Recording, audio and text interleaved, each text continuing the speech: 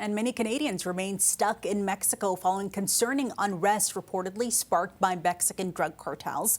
And we're catching up with Troy James, who has been vacationing in Puerto Vallarta for the past week.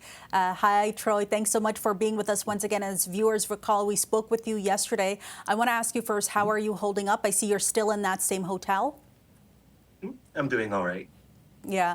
So tell us what the last 24 hours were like. We're getting a sense of that there's some calm happening in the Puerto Vallarta area. For you, what have you Yes. been seeing? I've definitely noticed military presence, especially last night.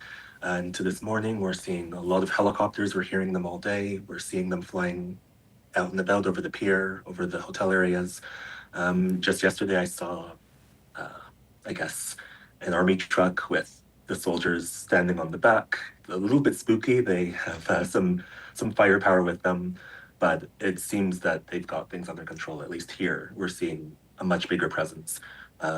People are going outside today. I went out to eat. There's still some lines. Not all of the stores are open, but I'm seeing a trend towards normalcy. We're not Okay. quite there yet, but it definitely feels much calmer than it was in the previous days of uncertainty.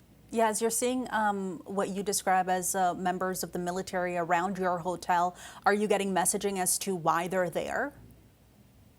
No, we saw them drive by, but I didn't even want to take a picture at first because they're pretty intimidating.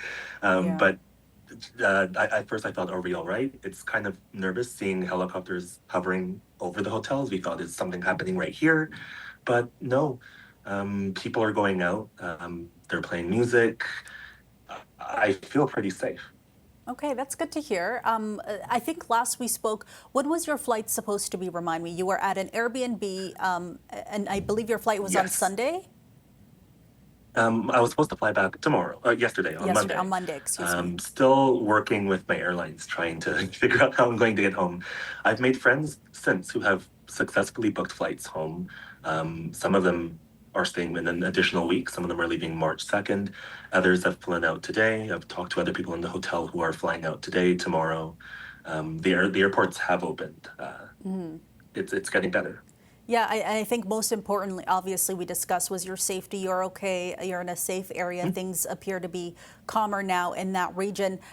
Secondary to that, though, you had to vacate your Airbnb. You had to go to another hotel. How much money are you spending as you're waiting Uh, for your flight? I'm torn between booking my own flight to get home and or waiting for the resolution between my airlines. It's about a little over 200 Canadian a night here.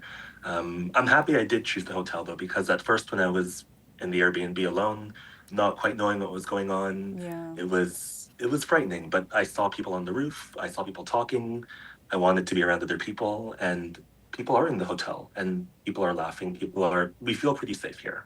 Okay. Are you also hearing from people who, live in Mexico, in that region, who are showing up to work, who are showing up to those shops there? What are you hearing from locals?